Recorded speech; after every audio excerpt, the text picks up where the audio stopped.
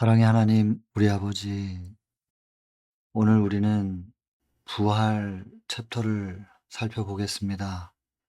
주께서 완전하게 십자가의 사역을 이루셨으나 무덤에서 부활하지 못하셨다면 우리에게 구원이 되실 수 없었을 거라고 알고 있습니다. 부활하신 예수 그리스도, 우리의 구원의 길을 여시기 위하여 마지막 마침표를 찍으시고 구원의 길을 열어주신 것입니다. 엄숙하면서도 장엄하고 또 찬란하고 영광스러운 부활 챕터입니다. 성령으로 임하여 주셔서 우리가 이 부활하신 예수 그리스도를 통하여 우리 개인을 위하여 열어주신 구원의 길을 이 시간 보게 하여 주옵소서. 머리로 알고 있었던 이 내용을 우리가 다시 살핌으로 가슴 벅찬 구원의 길에 대한 확신을 갖게 하시고 주께서 무엇을 감수하셨는지를 다시 한번 깊이 깨닫고 우리 하나님 아버지의 사랑을 우리 심령에 충만히 모실 수 있는 그런 시간이 될 수 있게 하여 주옵소서. 한 시간을 아버지께만 의탁을 드립니다. 하나님의 시간으로 삼으시고 순간을 붙들어 주시기를 예수님 귀하신 성으로 간절히 기도드립니다. 오늘은 부활장입니다. 주께서 살아나시고 기도 때 제가 이 챕터의 중요성을 좀 언급을 하게 되었는데요. 주일 중 첫날 밤, 이 시작을 이렇게 얘기합니다. 주일 중 첫날 밤. 이게 부활이라고 하는 부분을 이제 우리가 살필 때는 이 부활절에 대해서 생각을 안 해볼 수는 없겠죠. 그래서 이 부활절의 기원은 이렇습니다. 콘스탄티누스 1 세가 서기 325 년에 이제 니케아 공의회를 개최를 했습니다. 여기서 이제 기독교를 국교로 인정을 하면서 동시에 여러 이제 교파 간에 이제 합의가 되지 않았었던, 통일되지 않았던 기독교계를 통합하는 거죠. 그래서 교리도 정리하고 이제 통합 교리를 만들고 그렇게 했습니다. 그때 핵심적으로 다루었던 내용 중에 하나가 예수 그리스도는 이제 피조물이 아니다라는 것이었습니다. 인간의 모습으로 오셨지만 그분은 하나님과 동등하신 분이시다. 이것을 교리로 확정해요. 그리고 또 하나는 이제 부활절에 대한 기념이거든요. 그래서 뭐 에덴에서부터 시작된 안식일은 계속 유지되어 오고 있었고 예수님도 그리고 그 제자들도 계속해서 안식일은 고수되어지고 있었어요. 지금까지도 유대교는 안식일을 잘 준수하고 있죠. 그런데 이제 부활하신 날을 기념하자라고 하는 부활절 기념에 대해서는 물론 성경에서 부활절을 기념하라는 말씀은 없었으나 부활절을 기념하는 일이 인간들 측면에서 볼 때는 뭐가 잘못된 거라고 보기는 어렵다고 저는 생각합니다. 뭐 굉장히 기쁜 날이죠. 다만 하나님께서 이거를 우리에게 기념하라고 말씀하지 않으신 이유가 사단이 이걸 이용할 거를 아셨을 것이라고 생각이 들어요. 마치 출애굽기 25 장부터 설계도를 주시고 성소를 만들게 하셨는데 그 성소의 구조를 볼 때 하나하나마다 하나님의 큰 의미가 담겨 있음을 알 수 있잖아요. 근데 성소의 문은 동쪽으로 나 있었습니다. 지성소는 서쪽에 있었거든요. 그래서 동쪽으로부터 서쪽을 보면서 들어가게끔 되어 있었죠. 그 왜 그러냐면 항상 태양을 등지고 들어가게끔 돼 있었던 겁니다. 태양이 떠오를 때 아침 첫 예배 혹은 제사가 진행될 때 아침 해가 뜨면 등을 태양 쪽으로 돌리고 얼굴은 서쪽으로 지성소를 향해서 두고 들어가게끔 되어 있었거든요. 항상 이제 농사를 배제할 수가 없잖아요, 인간의 생존에 있어서. 그 농경 사회에서는 태양이라고 하는 거, 일조량이 수확량과 직결된다는 것을 경험을 통해서 알죠, 인간들이. 그래서 먹고 사는 문제의 가장 기본이 되는 것이 태양이다. 그래서 태양을 신격화해서 우상의 대상이 될 것을 하나님께서 왜 모르셨겠어요. 그래서 창세기 1 장의 창조 순서를 보면 참 지극히 인간의 지식과 과학의 체계를 순서대로 차곡차곡 쌓아 올려 놨다라는 걸 인정할 수밖에 없게 되거든요. 그래서 천지창조 인제 우주 공간에 대해서 그다음에 인제 물리의 세계 중에서 우리 인간 세계 속에서 가장 작은 단위 빛을 창조하셨죠, 광자부터. 예, 빛을 창조하시고 그다음에 인제 궁창을 만드시면서 물과 물을 나누시고, 물과 물을 나누었어도 아직 지구 전체가 물로 덮여 있는 상태. 그래서 한쪽으로 물을 모으시면서 바다가 되고 땅을 드러나게 하셨죠. 땅은 6일 동안 창조 과정 속에서는 없습니다. 땅의 창조는 창세기 1장 1 절에 이미 있어요. 태초에 하나님이 천지를 창조하셨다 할 때 이미 있고, 2 절에 보면 "땅은 공허하고 흑암은 깊음 위에 있고 하나님의 신은 수면 위에 운행하시니라." 그래서 그게 2 절이고, 3 절에 "빛이 있으라 하시매." 해서 3 절부터 이제 첫째 날 시작이거든요. 그러니까는 첫째 날 전에 이미 천지가 있어요. 그거는 이제 여러 행성들이라고 보아야 될 거예요. 태양계에 지구가 있으면 주변에 행성들이 있잖아요. 근데 그 행성들이 모두가 다 일정한 태양과의 거리를 유지하고 또 일정하게 태양을 중심으로 공전할 수 있도록 그 궤도를 일정하게 유지시키는 데에 필요한 힘입니다. 그래서 지구에는 달이라고 하는 옆에 소행성이 있는 거죠. 그래서 추의 역할을 해서 돌 때 중심을 잡을 수 있게. 그 지구보다 큰 행성은 이 추가 더 많이 필요하기 때문에 4 개가 되기도 하고 혹은 100 개가 되는 큰 행성들도 있죠. 그래서 이런 모든 우주 공간들에 하나님께서 창조하신 것은 뭐 하나 뗄래야 뗄 수 없는, 꼭 있어야만 되는, 그래서 전체가 다 고르게 순환할 수 있도록 하신 그런 창조였죠. 그래서 이걸 얘기 더 하면 참 재밌는 얘기가 많고, 그런데 어쨌든 좀 여러분들이 이 부분 창세기 1장 1 절을 가지고 좀 자료들이 있으니깐요, 살펴보시고 자녀들 혹은 손주들한테 이렇게 알려주시면 참 재밌어 할 거예요. 그래서 창조주 하나님을 증거하는 데 아주 좋은 자료가 될 텐데, 아무튼 창세기 1장 1절 "태초에 하나님이 천지를 창조했다." 할 때 그 천지 창조, 우주죠. 그리고 이제 땅도 이미 있고요. 물도 이미 있어요, 첫째 날 전에. 그런데 인제 첫째 날 창세기 1장 3 절부터 "빛이 있으라 하시매"부터 인제 시작되는 거고, 그다음에 인제 둘째 날은 물과 물을 나누고 궁창을 만들고 물을 한쪽으로 모아서 바다 그리고 땅을 드러나게 하셨고, 그다음 셋째 날 뭐가 있어야 되냐면 과학의 체계를 보면 해달별이 있어야 되는 거예요. 셋째 날 해달별이 있고 그다음에 땅에서 식물을 만드셔야 되거든요. 식물이 살아갈 수 있는 조건을 만들어 놓으시고 생명을 시작할 수 있게 해 주셔야 되거든요. 6일 동안 그 모든 것이 뭐냐면 사람이 창조되어서 살기에 가장 적합한 환경을 만드시는 그 과정이었거든요.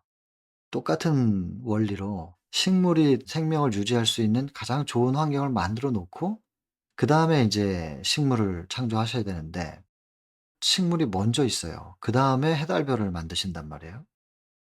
이게 바뀌었어요, 순서가. 이거 외에는 모든 것이 너무나도 잘 조화롭게 창조됐다는 걸 이 과학의 눈으로 볼 때도 너무나도 순서가, 조합이 정확하단 말이에요. 그런데 딱 한 가지만, 해달별을 먼저 창조하고 인제 식물을 창조했어야 되는데 그게 반대로 되어 있다는 거. 이게 뭘 의미하냐는 것이죠. 이거는 하나님께서 이 태양에 대한 경계를 성경을 읽기 시작하는 처음부터 갖게 하시는 부분이거든요. 그래서 꼼꼼히 성경을 읽다 보면 이상한 게 좀 있죠, 이상한 게. 그래서 태초에 하나님이 천지를 창조했다 할 때 그 천지도 지구 창조인 줄 알았는데 가만히 살펴보니까 이 지구 창조에는 땅을 창조한 적이 없고 물을 창조하신 적도 없는 거죠. 그럼 미리 창조가 돼 있었구나. 그럼 미리 창조돼 있었던 천지 창조는 무엇인가? 지구가 아니네. 인제 이런 것들을 알 수도 있고, 그다음에 사실은 지구도 먼저 있었던 거죠. 그리고 지구에서 사람이 살 수 있는 환경을 조성하시는 것이 인제 창세기 1장 3 절부터 시작인 거거든요. 그런 것도 그렇고 둘째 날에 궁창 만드시면서 물과 물을 나누면서 인제 그것을 보시고는 "좋았더라."라는 말씀을 기록하지 못했던 거. 창세기 1장 8 절에 보면 "좋았더라."라는 말이 없이 그냥 둘째 날이다 이렇게 되죠. 그다음 셋째 날도 '왜 식물을 먼저 만드셨을까?' 뭐 이런 부분들이 자꾸 물음표가 인제 생기게 되는 거예요. 어쨌든 하나하나마다 하나님께서 담아 놓으신 의미들이 있습니다. 특별히 어쨌든 그 태양에 대한 경계는 하나님께서 창세기 1 장부터 주셨다는 것을 우리가 좀 알아야 되겠습니다. 그리고 나서 성소를 설계도를 주실 때도 문을 동쪽으로 내놓았다는 거. 그래서 항상 동쪽으로 들어가서 서쪽으로 가야만 지성소에 가서 하나님 만날 수 있는데, 그렇게 들어가려면 항상 태양을 등지고 들어가야 되는, 이런 요소요소마다 하나님께서 태양을 우상으로 삼을 것에 대하여 경계를 주셨다는 것을 성경 전체를 통해서 우리가 알 수 있습니다. 그래서 부활절은 사실은 부활하신 날을 기념하고 우리가 기쁘게 생각하고 그러는 것이 뭐가 잘못되지는 않았다고 생각이 들지만, 하나님께서 이날을 구별하라고 말씀하지 않은 이유는 지금까지 제가 말씀드렸던 그런 맥락에서 '우상 때문에 그러셨을 것이다.' 생각이 들죠. 근데 일요일이 부활하신 날인데 이날을 기념하면서 동시에 성일로 바꿔 버리죠. 그래서 AD 325 년에 부활절을 기념하기 시작하면서 336 년에는 일요일 예배가 시작이 돼요, 공식적으로. 그리고 364 년에는 일요일만 성일이고 나머지는 허용하지 않는다, 이렇게 되거든요. 그래서 364 년부터 지구상에서 인제 안식일이 사라지는 역사가 시작이 된 거예요. 이제 그리고 이 콘스탄틴 황제는 처음부터 이 기독교의 참 교인이라기보다는 정치적으로 이걸 이용을 한 거고, 그 당시에 인제 태양신 숭배와 뭐 그리스 로마 신화는 여러분들 너무 잘 아시잖아요. 그 태양신, 제우스가 태양신인데 기원은 사실 바벨부터 시작이죠. 구체화된 게 그렇고, 사실 그전부터 홍수 전으로 돌아갔어도 하나님의 존재에 대한 부인은 끊임없이 에덴에서부터 있었어요, 가인 때부터 시작해서. 하나님을 섬긴다고 했지만 이름은 하나님인데 내용이 하나님이 아닌 거죠. 이런 식으로 뭐 그 출애굽기에서도 그렇지 않습니까? 모세가 율법을 받으러 시내산에 올라갔을 때 돌밖에 없는 산에서 40 일을 안 내려오니까 '죽었다.' 이렇게 생각하고 아론에게 "우리가 섬길 신을 만들어 내라."고 해 가지고 금송아지 만들잖아요. 그 욕심 많은 사람들이 금을 기꺼이 대요. 종교심은 분명히 있는 거거든요. 그 금을 제산을 내 가지고 그걸 녹여 가지고 송아지를 만들고 "이것이 바알이다." 이렇게 얘기 안 하고 "이것이 너희를 애굽에서 이끌어낸 하나님이다." 이렇게 소개를 하니까요. 그래서 이름은 하나님인데 속의 내용이 다른 왜곡된 신앙을 하게끔 하는 건데, 콘스탄틴 황제도 정치적으로 이걸 이용을 한 것이지 진짜 참 그리스도인은 아니었다는 것이죠. 그러다 보니까 자꾸 마찰이 생기잖아요. 태양신 숭배의 정서와 기독교적 정서가 계속 마찰이 생길 수밖에 없죠, 로마 제국 하에서. 결국에는 양쪽을 다 적당하게 섞어 가지고 만족시킬 수 있는 새로운 걸 뭘 하나 만들어내는 것이죠. 이게 가톨릭이고, 그 태양신 숭배하는 사람들을 만족시키기 위한 일요일 숭배가 이제 시작이 될 수밖에 없는 것이죠. 그래서 이 사단의 걸작품입니다. 하나님을 믿는 것 같은데 섬기는 것 같고 예수 그리스도도 인정하고 그런 것 같은데 철저한 우상 숭배를 할 수 있는 그런 새로운 종교를 하나 만들어낸 것이 천주교죠. 그래서 천주교는 하나님을 믿고 예수님도 인정하지만 기독교가 아닙니다. 그건 천주교라고 하죠. 천주교고 기독교는 별도로 이걸 구분해야 됩니다. 똑같은 것 같은데 다릅니다.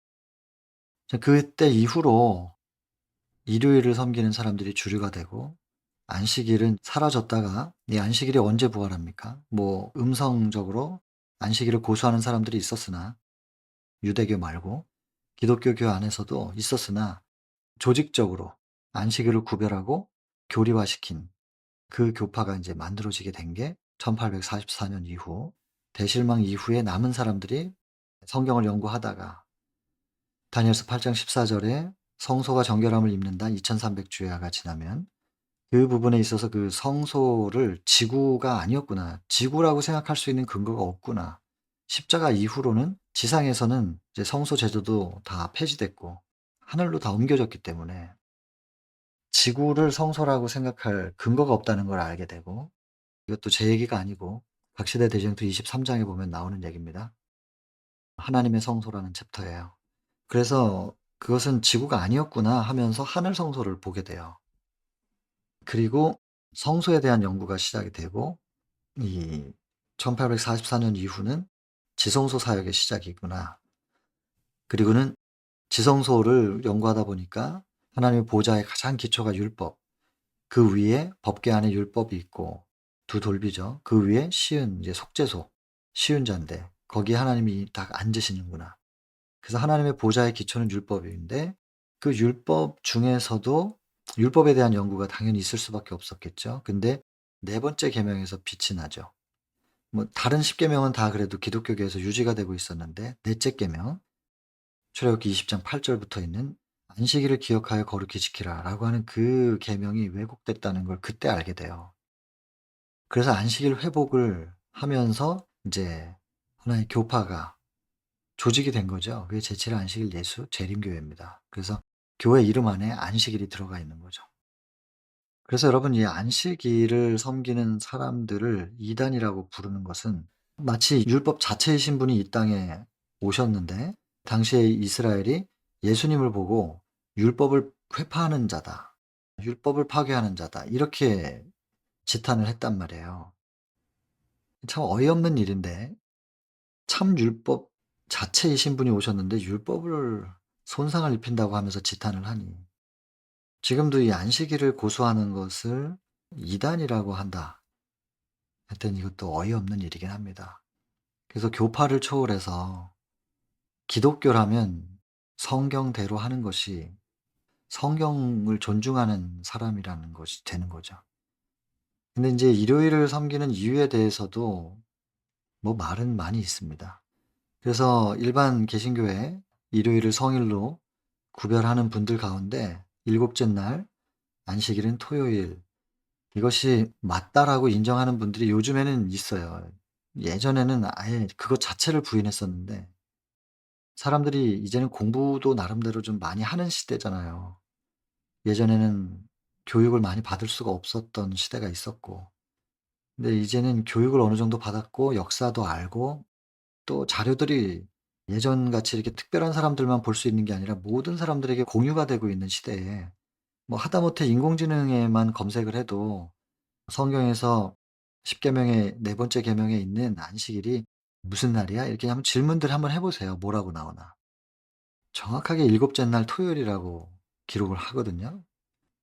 그래서 성경의 근거가 무엇이며 그것이 왜 역사적으로 일요일로 바뀌게 되었는지에 대한 역사적 자료들은 인제 감출 수가 없어요. 그러니까 이걸 인정할 수밖에 없는 거예요. 자료들이 다 공유가 되기 때문에. 객관적 자료입니다. 그러니까 이제 안식일을 부인하는 말은 쪼끔 줄어들었죠. 부인할 수 없으니까. 그러나 "왜 일요일을 준수하느냐?"라고 하는 그들의 명분, 그것은 복음을 본질에서 찾아야지, 왜 이렇게 그 문자 그대로 글자 하나하나에 매여 가지고 그렇게 율법주의적으로 신앙을 하려고 하는가. 복음은 하나님과의 관계다. 다 틀린 말이 하나도 없어요. 다 맞는 얘기죠. 복음은 하나님과의 관계이고, 뭐 형식에 매이면 안 되고, 다 맞는 말이긴 한데, 지나간 율법이 있고 그 시대에 맞는 형식과 의식에 대한 율법도 있고, 율례라기도 하고 여러 가지 표현들이지만, 시대가 바뀌면서 다르게 적용해도 되는 율법이 있고요. 그러나 1.1획도 바뀌면 안 되는, 건드리면 안 되는 율법이 있는 것입니다. 그게 인제 '내가 율법을 폐하러 온 것이 아니라 완성케 완전하게 하려 왔다.' 그리고 '율법의 1.1획이라도 천지가 없어지기 전에는 변할 수 없는 것이다.'라고 딱 언급한, 주께서 딱 못 박으신 그런 율법이 있는 거죠. 그걸 인간이 교회의 권위로 바꿔도 된다는 근거가 성경에 없단 말입니다. 성경 어디에 10 계명을 바꿔도 된다는 권한을 인간에게 부여했다는 얘기가 어디에 있냔 말이에요. 그래서 관계, 복음의 본질에 대한 참 그 좋은 얘기를 하면서 하나님을 왜곡시키는 그런 명분으로 삼는다는 것은, 그것이야말로 이단적이거든요. 성경과 다르면 이단이죠. 다른 단체잖아요, 이단. 그러니까 성경과 다른 게 이단인 거예요. 성경대로 해 나가는 거. 그러면은 "예루살렘에 1 년에 한 번씩 가시지." 그러세요. 이제 그렇게 말할 수도 있죠. 그 성경대로 하세요 그러면. 그리고 지금도 뭐 제사 드리러 가시고 구약에 있는 여러 가지 율례들, 규례들 다 지키지 그러냐고. 그렇게 말할 수도 있는데 그건 아니죠. 왜냐면 명확하게 성경에 에베소 2장 15절 원수된 것이 있고 의문에 속한 율법 원수된 것이라고 말씀하시면서 당신의 육체로 십자가로 패했다라고 하는 게 명시가 돼 있기 때문에 십자가로 패한 율법은 우리가 이건 지나간 거예요. 그러나 그 지나간 패했다라고 하는 그 범위 안에 속해 있지 않은 율법에 대해서는 하나님께서 존중하고 계시는 율법인데 그걸 인간이 그걸 함부로 건드리고 바꿀 수가 있겠느냐. 그런 권한을 교회에게 부여했다는 부분이 성경에 어디 있느냐는 것이죠. 그래서 우리가 이런 부분들을 좀 명확하게 개념을 가지고 누가 누구에게 이단이라고 말하는가 지금. 성경대로 하는 것이 참인데 안타까운 부분이 있어요.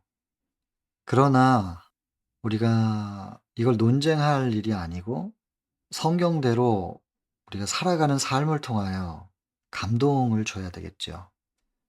감동을 받아야 솔직하게 인정도 할 테니까.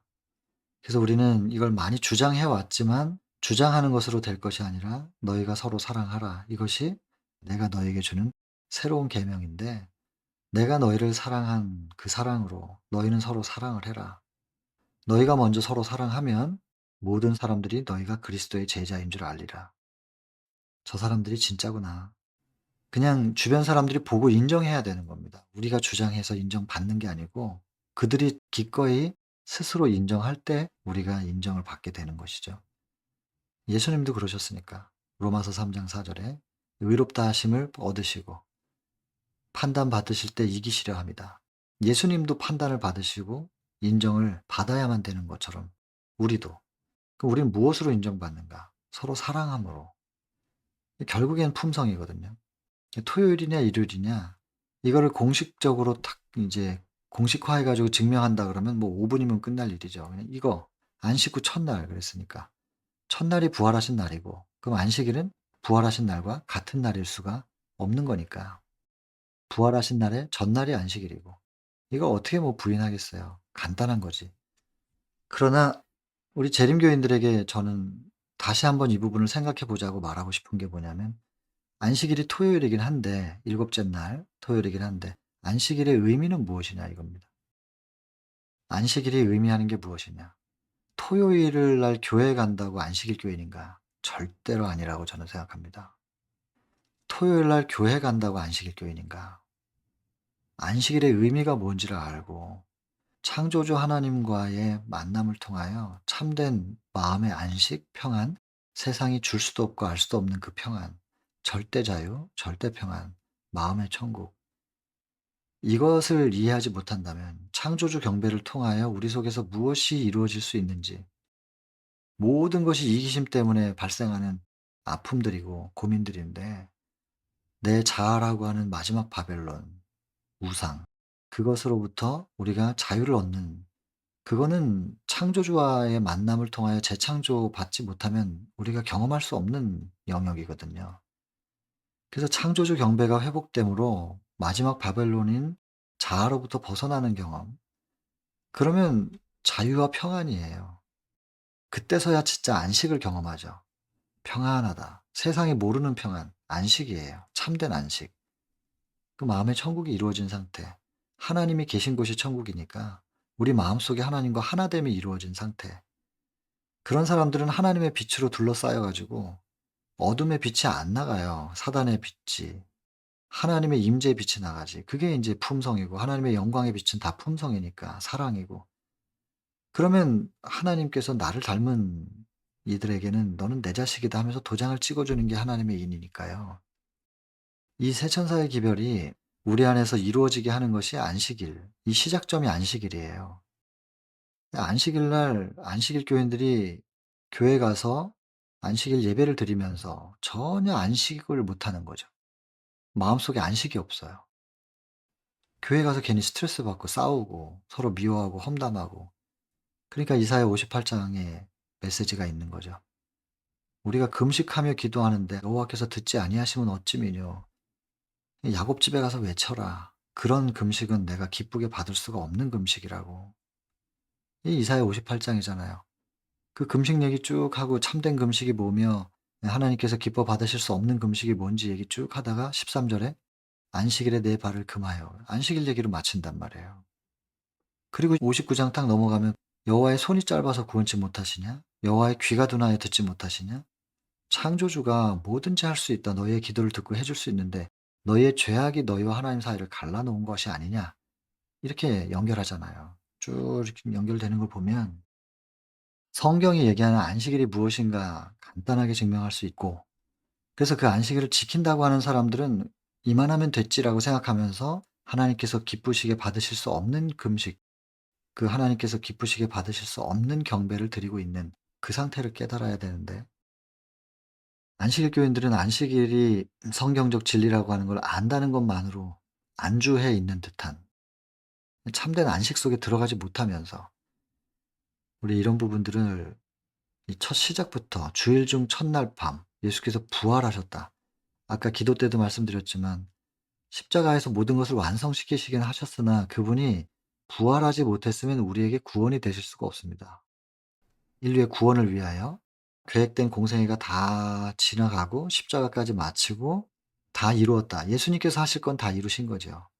다 이루시고 인제 운명하시고 무덤에 들어가셨을 때 예수님을 깨워서 불러내는 거는 하나님이 하신 거예요. 여기 본문에 다 읽어 보셨겠지만. 그래서 예수님만 모든 사역을 다 끝내신 게 아니라 예수님과 하나님께서 함께 하신 거죠. 그리고 마지막 예수님을 부활하게 하심으로 인해서 모든 구속의 경륜이 완성된 거거든요. 그렇기 때문에 예수님의 입장에서는 다 이뤘다 하실 수 있어요, 십자가에서. 그러나 우리 입장에서는 부활하신 장면까지가 끝나야 돼요. 이 부활하신 부분까지가 우리 속에 명확하게 정리가 되고 마침표가 찍혀져야 우리에게 구원의 길이 열리는 거거든요. 그래서 이 부활에 대한 챕터가 대단히 중요하고, 이 부활에 대한 챕터의 첫 시작은 뭐냐? 첫날. 이걸 이렇게 강조하고 있단 말이에요. 성경에서도 첫날 부활하셨다. 안식 후 첫날. 왜냐면 이 부활은 반드시 창조주를 만나지 못한 사람들은 절대로 경험하지 못하는 영역이니까. 그래서 안식일을 먼저 우리가 이해해야 돼요, 창조주를 만나는. 안식일을 이해해야 그다음 날 부활을 경험한단 말이에요. 그래서 이게 이 상관관계 그리고 연장선에 있는 이 부분이 대단히, 대단히 중요합니다. 거듭남도 마찬가지고. 거듭남도 죽었다가 다시 살아나는 거잖아요. 그러려면 반드시 안식이 있어야 됩니다. 안식을 겪고 나서 다시 부활하는 거기 때문에 거듭나는 거니까. 창조주와의 만남. 너무너무 중요하죠. 너무너무. 그래서 사단은 안식일을 공격해서 없애버리면 혹은 변경시키면 사람들이 부활을 못 해요. 사단이 목적하는 바를 이룰 수 있는 것이죠. 그래서 안식일을 그렇게도 공격하는 것이고, 물론 부자 선지자 1장 죄가 용납된 이유 하늘 전쟁에 대한 얘기에 그 하늘 전쟁의 쟁점을 보면 다 경배 문제잖아요. 그래서 이사야 14 장에 있는 말씀처럼 "내가 하나님의 뭇별 위에 나의 보좌를 높이고 지극히 높으신 자와 비교 보리라." 하는 13절 14 절에 이사야 14 장. 일단 경배 문제 때문에 사단이 하나님이 받으시는 경배에 대해서 탐심을 가졌단 말이에요. 그래서 경배 문제가 인제 굉장히 대쟁투에서는 핵심이죠. 근데 경배가 이루어지는 날 안식, 그러니까 안식일을 공격할 수밖에 없는 거죠. 그리고 하나님께서 경배받으실 수밖에 없는 이유가 창조주기 때문인데, 하나님이 창조주로서 온전하지 못하다는 것을 공격해서 그것을 우주 거민들에게 납득시키면 자기도 경배받을 수 있다. 그래서 이 안식일을 공격하는 것은 사단 입장에서는 뭐 당연한 거니까. 그렇다면 이 대쟁투적인 관점에서 왜 이렇게도 안식일이 논쟁을 하게 되는 쟁점이 될 수밖에 없는지, 이걸 대쟁투적으로 봐야 되고, 앞으로도 끊임없이 안식일 문제 가지고 계속해서 쟁점이 될 겁니다. 근데 이 안식일 문제는 그 속에는 경배 문제가 있다는 걸 이해하셔야 되고, 창조주 경배를 통하여 우리 속에 무엇이 이루어질 수 있는가? 참된 거듭남과 하나님의 자녀로 회복되는 그리고 인을 받는, 거기까지 나아가게 되는 첫 발이 안식일이거든요. 창조주와의 만남. 그러니 이게 얼마나 중요한 부분이겠어요. 개념을 잘 잡고 있어야 될 거라고 생각합니다. 정리를 해 보세요. 노트를 펼쳐서 '나는 안식일을 어떻게 알고 있는가? 내가 제대로 이해하고 있는가? 안식일에 대해서 질문이 오면 나는 뭐라고 답을 할 수 있을까?' 한번 적어 보세요. 아무것도 보지 말고 얼마나 내가 지금 이해하고 있는지를 한번 적어 보시고 메타인지 해야 되는 거예요. 내가 뭘 모르는가? 내가 뭐가 부족한가? 그거를 한번 적어 보세요. 보다 보면 뭐가 좀 부족한 부분이 보이면 그걸 자꾸 채워 넣으셔야 돼요. 그리고 개념을 정확하게 가지고 계시고 그 개념을 머리에만 담아 두는 게 아니라 그 개념과 함께 창조주를 마음으로 모셔 드려서 창조주를 만나는, 창조주와의 경배의 관계 속에서 우리가 어떤 재창조를 경험할 수 있는지 그걸 경험을 통해서 알아가는, 그게 이루어져야 되거든요. 그러면 우리가 증거자가 되죠.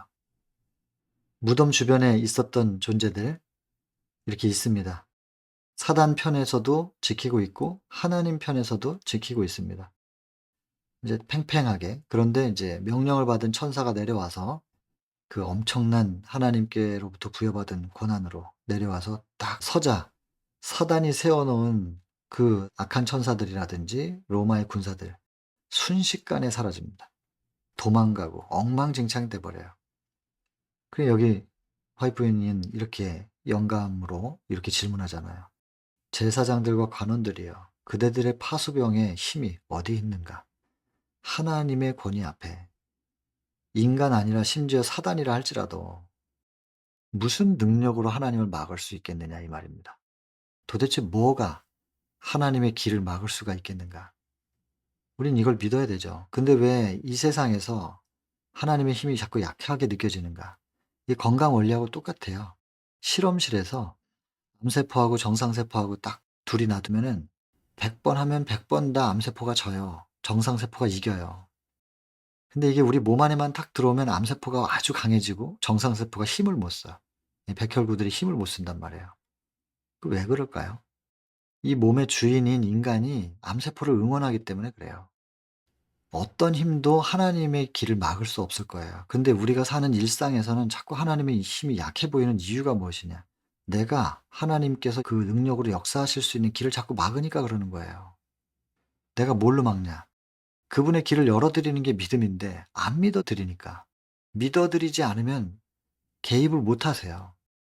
내가 이렇게 사단에게 공격받고 있지만 내 인생의 무대에 하나님께서 개입하셔서 "하나님이 좀 대신 싸워 주세요."라고 그분의 손을 터치를 해 드려야 우리의 인생의 이 링에 그분이 딱 들어오시면 게임이 끝나거든요. 사단은 상대가 안 되니까. 근데 우리가 그 믿음으로 그분의 손을 붙잡질 않는단 말이에요. 그러니까 하나님이 바깥에서 발만 동동거리고 계신단 말이에요. 우리가 허락 안 했는데 막 들어와서 사단을 물리치면 그 반칙이라고 해요, 반칙. 사단은 반칙할 수 있지만 하나님은 반칙할 수가 없거든요. 믿어드리지 못하기 때문에 우리의 인생의 싸움터 그 링 위에서 계속해서 공격을 당하고 패배자처럼 살 수밖에 없는 거죠. 믿어드리기만 하면 되는데. 이 표현은 굉장히 의미심장합니다. 그대들의 파수병의 힘이 어디 있는가? 무엇으로 하나님의 길을 막겠는가? 그 말이죠. 전부 다 달아나요. 그리고는 그 천사가 외칩니다. 하나님의 아들이여 나아오소서. 당신의 아버지께서 부르십니다. 여러분 이것이 이제 밑에 나오면은 예수님 안에 있는 생명으로 나아오셨다. 이런 표현이 있어요. 시대소망 이 챕터에. 그러나 명확하게 이해하셔야 돼요. 하나님 안에 있는 생명으로 나아오셨다고 기록되어 있는 이 시대의 소망에 지금 이건 81 장이고 35 장에서 예수께서 이 땅에 오실 때 당신의 신성은 버리셨는 바 하나님께 그냥 맡겨 놓고 오셨다라고 하는 기록이 있잖아요. 그럼 이걸 전체적으로 연결시켜야 되는 거죠. 근데 이 81 장만 보면 예수님은 신이셨어. 그래서 당신 안에 있는 생명으로 당신이 부활하신 거야. 이렇게 이해한단 말이에요. 그리고는 우리랑 달라. 이런 얘기에 근거로 삼는단 말이에요. 그렇지 않고 전체적으로 봐야 된다고요, 전체적으로. 한 부분, 한 챕터에 매이는 게 아니라 전체를 보셔야 된다는 거죠. 35 장에서 그분의 신성을 어떻게 하셨는지가 명확하게 기록되어 있고 그리고 81 장에서는 당신 안에 있는 생명으로 부활하신 것으로 되어 있으나 그럼 그 중간에 뭐가 있어요? 예수 그리스도의 신성을 받아서 관리하고 계셨던 하나님께서 다시 예수님께 그걸 돌려드린 거예요. 당신의 아버지께서 부르십니다. 이게 무슨 의미냐? 성경에서 보면 하나님께서 그를 사망의 고통에서 풀어 살리셨으니 누가 살려요? 하나님이 살리셨다고 돼 있잖아요. 그가 사망에 매여 있을 수 없음이라. 이게 성경입니다. 이 예수를 하나님이 살리신지라 다시 반복해서 하나님이 살리셨다는 것을 다시 반복하면서 우리가 다 이 일의 증인이다. 하나님이 살리신 거예요. 하나님께서 위탁받아서 가지고 계셨던 그 예수 그리스도의 신성을 예수님께 다시 돌려드렸어요. 그래서 그걸 받으신 예수께서 그것으로 부활하신 것이에요. 별거 아닌 것 같아도 이게 예수 그리스도의 인성에 대한 이해를 하는 데 있어서는 필요한 부분이기 때문에 여러분들이 꼭 좀 기억하셨으면 좋겠습니다. 지진이 2번 있었습니다. 십자가 때의 지진은 운명하시는 시간을 알려줬고, 다른 지진은 이제 부활하시는 무덤을 열어내는 지진이었습니다. 나중에 예수님 재림하실 때는 지진뿐만 아니라 하늘도 요동하고 하늘이 말릴 것이다. 이런 표현이 있어요. 그 가운데서 살아남을 인간이 있을까요? 그러나 나 여호와는 내 백성의 피난처고 이스라엘 자손의 산성이 되리라. 그래서 하나님의 백성들은 살아남는 거예요. 재림의 모습까지 연결시켰습니다. 부활 장면과. 그리고 십자가 때는 어둠이었으나 부활 때는 광명이었고, 우리가 재림 때는 그러면 뭘 보게 될까? 기대가 되시죠? 무덤이 열리고 예수님이 나아오는 모습을 사단도 보고 로마 군사들도 보고, 예수님 십자가에 못 박을 때 조롱하고 했었던 군사들도 여기 안에 포함되어 있겠죠. 바라봤어요. 조롱하고 비웃던 그 얼굴을 보게 돼요. 가시면류관 썼던, 그렇게 고난당했던, 비웃음 당했던 그런 예수께서 무덤이 열리고 거기서 부활해서 나오는 모습을 보는 거예요. 얼마나 통쾌해요. 하나님의 칙령은 갇히신 그분을 석방시켰다. 이걸 본 로마 군사들 기절하여 죽은 사람들처럼 다리가 떨리고 뭐 제대로 서지도 못했을 거예요. 그러나 엉금엉금 기듯이 가 가지고 예수님이 부활했다고, 그리고 부활시킨 천사가 와 가지고 하늘의 패하시오 영광의 왕이라고 선포하는 것을 들었다고 하니까, 그 군사들을 통해서 그 얘기를 들은 제사장들의 얼굴이 사색이 되고 가야바는 말을 못하는 거예요. 그러다가 이제 정신을 추스리는 거죠. 추스리면서 어떻게든지 입을 여는 게 뭐냐면 기다리라고. 이 군사들을 붙잡아 놓고 하는 말이 "제자들이 와서 시신을 훔쳐갔다." 이렇게 얘기해라 하면서 또 기만으로 인제 덮으려고 하는 것이죠. 그 내용에 보면은 로마 군사들이 그렇게 많았는데 제자들이 와서 그걸 어떻게 해. 그리고 잠자고 있는 사이에 무덤을 열고 그걸 시신을 옮기는데 깨어나지 않았다? 뭐 술 취해서 잠들지 않고서야. 뭐 그렇다면 이 사람들은 다 죽겠죠. 무덤 주변에 있었던 군사들은 자기 본분을 잃었으니까. 경계에서 실패한 군인들은 사형이거든요. 자기가 목숨 걸고 그런 거짓말을 하겠어요. 그러니까 제사장들이 "우리가 빌라도한테 가서 말 잘할 테니까 너희들은 이렇게 말해라." 뭐 이러면서 짠 거예요. 그리고 인제 돈을 줬죠. 그래서 로마 군사들은 돈을 받고 그들의 성실성을 팔았다는 것입니다. 여러분, 돈 때문에 신앙을 파는, 그리고 참 진리를 파는, 그리고 돈 때문에 거짓말하는, 이게 로마 군사들에게만 적용되는 내용은 아닐 겁니다. 우리의 삶 속에서 큰 이익이 될 만한 일이 있는데 쪼끔만 거짓말하면, 그런 상황 속에서 그 거짓말을 안 하고 이익을 포기할 수 있는가? 어떤 상황에서든지 간에 엄격한 정직을 유지하는 그게 연습이 안 되면 나중에 신앙도 죽느냐 사느냐 하는 문제를 가지고 선택하라고 하면은 사는 게 이익이니까 타협하게 될 거죠. 그 엄격한 정직을 유지하는 것은 이건 연습이 될 겁니다. 나중에 목숨을 담보로 신앙을 선택해야 될 때. 그때를 위한 연습이 되지 않을까 생각합니다. 그래서 철저하게 정직해야 한다. 그래서 결국엔 진실이 거짓으로 왜곡돼 버립니다, 돈 때문에. 이 빌라도도 이 소식을 듣고 뭐 모를 리가 없겠죠. 빌라도도 어쨌든 들어요. 그다음부터는 마음에 평안이 없어요. 그래서 첫 번째 로마 군사들, 그다음에 제사장들, 그다음 빌라도, 그다음에 인제 사단의 얘기가 나오겠죠. 사단도 자기가 인제 이겼다고 생각하고 인제 묶어 놓으려고 생각했는데 사망 가운데. 근데 결국에는 뭐 하늘의 사자가 하나님의 권위로 와 가지고 명령하니까 다 도망가 버려요. 버틸 수 없죠. 분노합니다. 그리고는 깨달아요. 자기가 확실하게 졌다. 인제 이거는 뒤집을 수가 없구나. 그러니까 어떻게 해요? 뒤집지 못하니까 인제 계속 생명 연장이에요.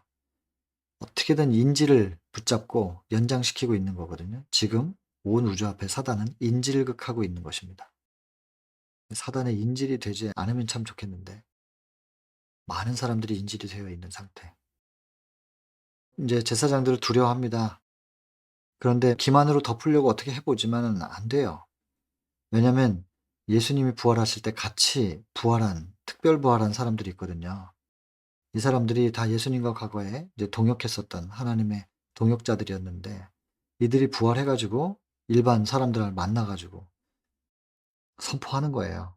죽었던 사람이 살아나 가지고 막 예수님이 부활하셨다고 얘기하니 분위기가 어땠겠어요.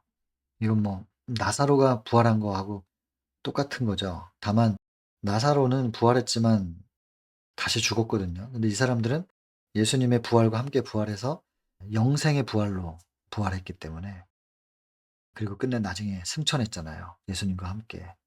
그 요제절에 그 처음 익은 수확물을 하나님 앞에 바쳤던 것처럼 첫 수확으로 예수께서 당신의 공생의 수확으로 이제 하늘로 데려가셨는데 그들이 살아서 막 증거하고 다니니까 이걸 어떻게 덮을 수가 없는 것입니다. 평안히 잠을 이룰 수 없었다. 자, 그다음에 인제 설명을 좀 합니다. 당신의 아버지께서 당신을 부르신다고 말하는 힘 있는 천사의 음성. 그리스도의 무덤에 들렸을 때 구주께서는 자기 속에 있던 생명으로 이게 인제 이론 표현들. 자기 속에 있던 생명으로 무덤에서 나오셨다. 봉인되어 있었던 예수 그리스도의 신성. 이것이 인제 다시 탁 열리게 된 거죠. 그것을 하나님께서 풀어 주신 거예요. 예수님이 푸신 게 아니고. 내가 다시 목숨을 얻기 위하여 목숨을 버림이라. 나는 버릴 권세도 있고 얻을 권세도 있다. 예수님 거니까 주인이시라는 얘기죠. 성전을 3일 만에 회복시키겠다는 말씀 성취시키신 겁니다. 부활이요 생명이니 하나님만 하실 수 있는 말씀. 뭐 천사들이라 할지라도 하나님께로부터 나눠받은 생명이 아니면 존재할 수 없는 거죠. 그래서 하나님과 분리된다는 것 곧 죽음을 뜻합니다. 생명의 근원과 분리가 됐으니까. 그런 생명의 근원이신 분만이 하실 수 있는 말씀. 나는 부활이요 생명이다. 그래서 이 부활과 이 생명, 예수 그리스도의 부활이 나의 것이 되려면 생명이신 분이 내 안에 모셔지면 됩니다. 그냥 전기 제품들이 이렇게 딱 전기 코드 딱 꽂히면 이게 작동을 하는 것처럼 뽑으면 멈추는 것처럼 참 생명이신 분과 연결되면 다시 생명이 전기가 공급돼 가지고 작동을 하는 것처럼 생명이 공급되면 우리는 부활해요. 예수님과의 연결, 하나님과의 이 생명적 관계가 얼마나 중요한 것이겠어요. 근데 이 생명적 관계가 회복되고 유지되기 위해서 필요한 형식이 있단 말이에요. 그것이 첫 번째가 믿음의 영접이고 그리고 이것이 제대로 관계가 성립됐다는 것에 대한 증거가 율법의 회복이에요. 그런데 전자제품이 작동을 안 하는데 잘 전기하고 연결돼 있다고 주장을 하는 거죠. 그러면서 "뭐 이렇게 형식적인 거를 그렇게 추구하냐." 이렇게 말하는 게 말이 되냔 말이에요. 코드가 꽂혀 있으면 작동을 해야 될 거 아니에요, 전자제품들이. 근데 꽂혀 있다고는 말하면서 관계는 있다고 말하면서 작동을 안 하네. 그거는 제대로 꽂혀 있는 게 아니잖아요. 관계가 성립되어 있는 게 아니잖아요. 그러니까 아까 말씀드린 대로 뭘 그렇게 날짜에 그렇게 집착을 해 가지고 그냥 일요일이든 토요일이든 아무 날이나 하나님과의 관계에만 잘 맺으면 되는 거지. 이렇게 말하는 것이 논리적이지가 않다는 거예요. 왜 날짜가 토요일이나 일요일이나 아무 날이나 하면 되지. 의미가 중요한 거지 날짜가 중요하냐. 그렇지 않다는 얘기가 하나 있어요. 그 날짜여야만 된다는. 그건 나중에 시간 되면 하겠습니다. 그래서 요제로 이렇게 첫 수학에 대해서 얘기가 됐고 그다음에 이게 믿을진대라는 거예요. 우리가 예수의 죽었다가 다시 사심을 믿을진대 부활을 믿을 때 이와 같이 예수 안에서 자는 자들도 하나님이 저와 함께 데리고 오시리라. 그래서 여러분 사두개인들은 부활을 안 믿잖아요. 그들은 구원받기 어려울 거예요. 바리새인들 가운데서는 구원받을 사람이 있을 거예요. 그러나 부활을 믿지 않는다면 구원을 받기는 어렵습니다.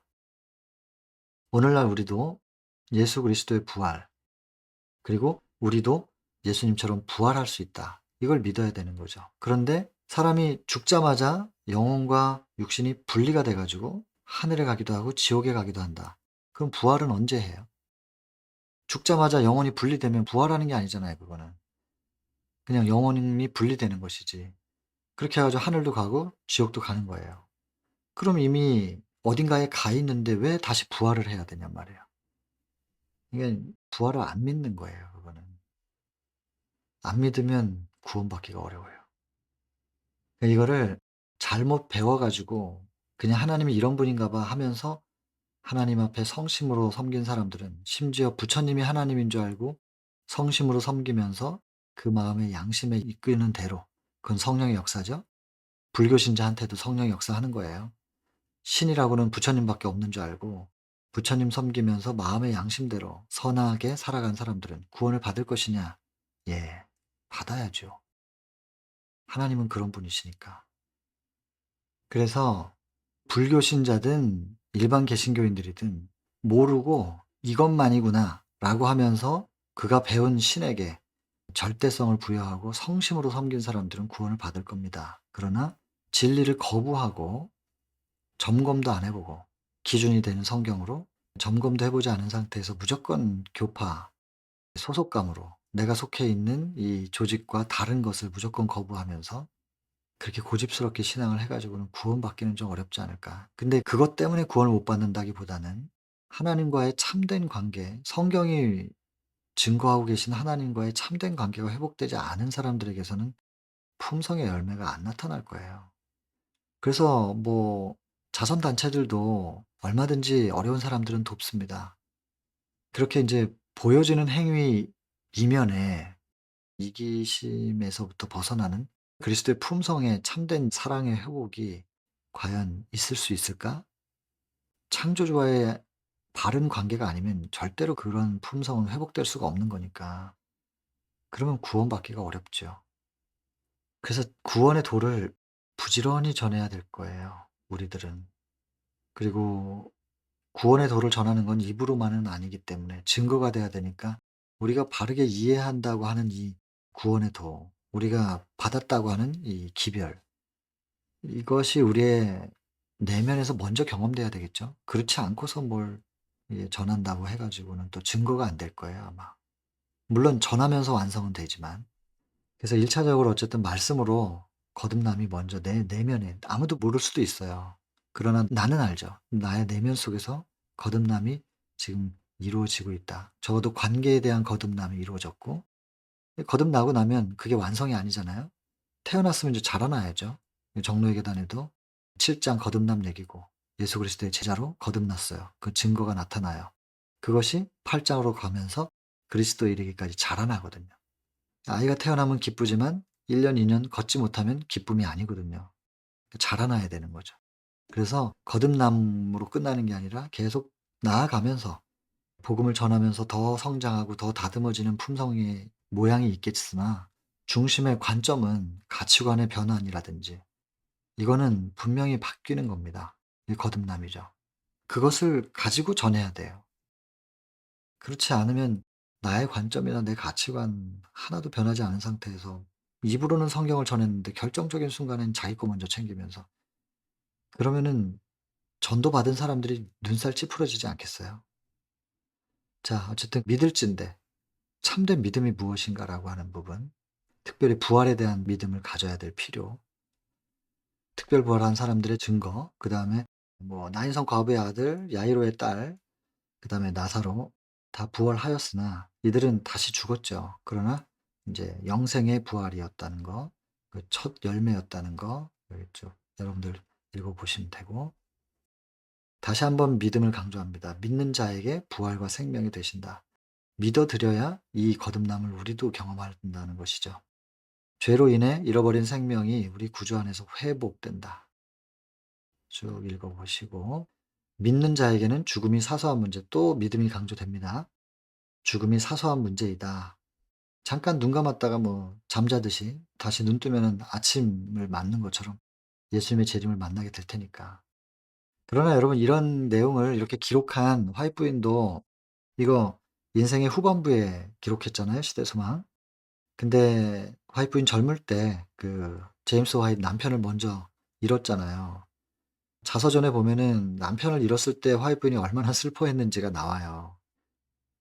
그러면 뭐 죽음은 사소한 문제인데 뭘 그렇게 슬퍼해요. 근데 화이트 부인이 당신 자신이 쓴 거예요. 그 심정을. 남편이 죽고 나서 어떤 심정이 됐었던 것인지. 굉장히 슬퍼하거든요.